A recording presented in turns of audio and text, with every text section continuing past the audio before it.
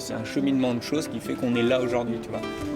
Et comme toi, tu vois, on se connaissait de tes voisins et puis aujourd'hui on est là. Mais là, en fait, on est parti à refaire un bateau complètement. Mais là, maintenant, tout ce qu'on veut, c'est déjà refaire naviguer le bateau maintenant, quoi. Une fois avec le bateau à l'eau, avec les billes à bord, la farine à bord, d'aller se greffer dans des petits ports et aller faire des crêpes pour essayer de partir vers le Groenland, mais pas directement, quoi. Peut-être on fera une transatlantique pour aller sur les Antilles et peut-être remonter sur Saint-Pierre-et-Miquelon.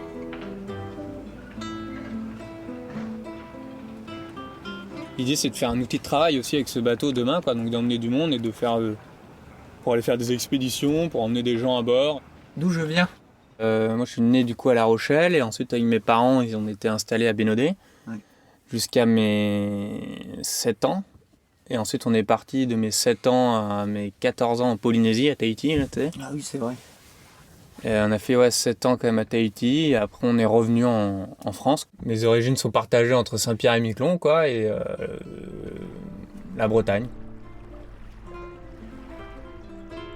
Avant Basile, j'étais éducateur sportif dans les piscines, là. Ça faisait déjà 6-7 ans, 7 ans maintenant que je cherchais un bateau, en fait, tu vois.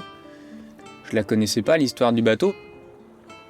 Voilà, ce bateau qui a amené 4 marins, 4 montagnards en Géorgie du Sud.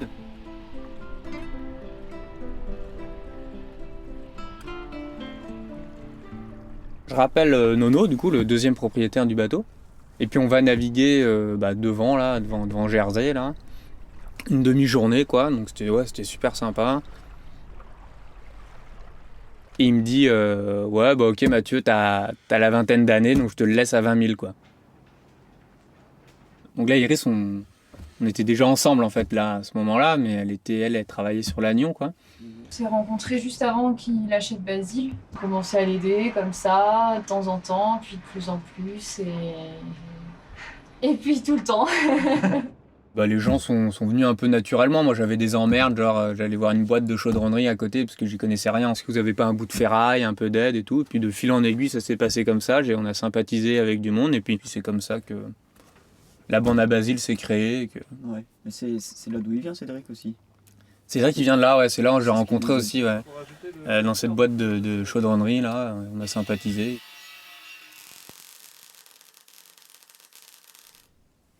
Après, il y en a eu des gens au fur et à mesure qui sont venus, qui ont donné de leur temps, leur énergie, qui aujourd'hui sont plus là, sont partis faire autre chose, des gens de passage, tout ça. Mais ouais, aujourd'hui, il y a comme 10 bénévoles dans des corps de métiers différents qui nous aident.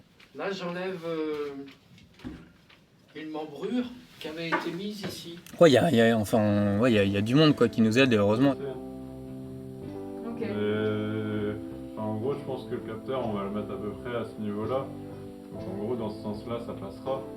Mais quand on va partir de l'autre côté, ce sera un peu... Heureusement, s'il n'y avait pas ces personnes-là aussi, le projet serait pas possible, quoi. Ouais, c'est clair.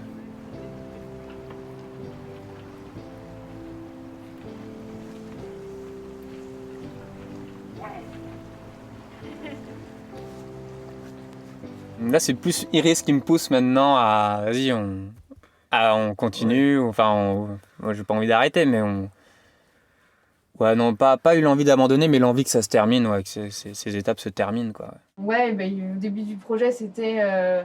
fallait travailler tous les jours, fallait pas s'arrêter, c'était à fond. Puis finalement, voilà... Mais c'est parce que le projet a duré plus longtemps que prévu, donc forcément, il faut revoir le rythme et tout ça. Et... On se connaît tellement maintenant avec Iris que ça nous a fait grandir aussi, donc tu vois, Non.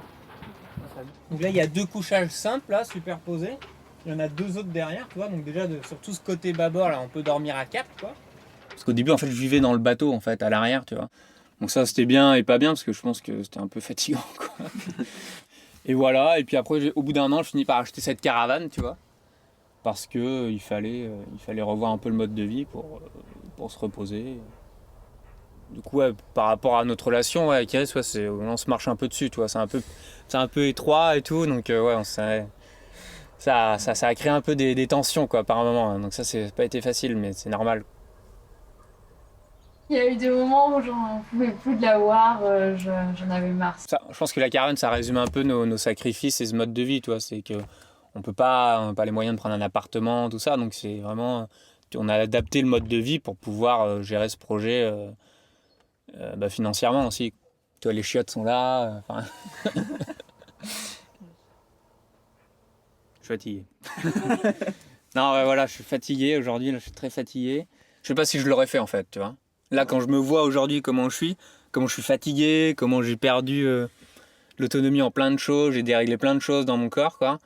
Je me dis, bah là, tout de suite aujourd'hui, putain, ça fait chier, quoi. Honnêtement, je pense pas que je serais partie dedans si on m'avait dit je pars pour 4 ans de rénovation sur un bateau. Moi, à la base, j'avais pas prévu de me lancer dans des rénovations de bateaux, pas du tout. Hein. Moi, je voulais partir, voyager. Voilà, moi j'ai beaucoup ralenti parce que mon corps il a dit stop en fait, tout simplement, parce que je suis cramé, quoi. Donc là, on termine la chaudronnerie. Comme je l'ai dit, on sable, on peint, on met l'isolation et on remonte le carré. Et après, on remonte évidemment le moteur, les périphériques qui vont nous permettre d'aller à l'eau, quoi. Et on met à l'eau. Putain. La mise à l'eau, c'est cet été, on espère.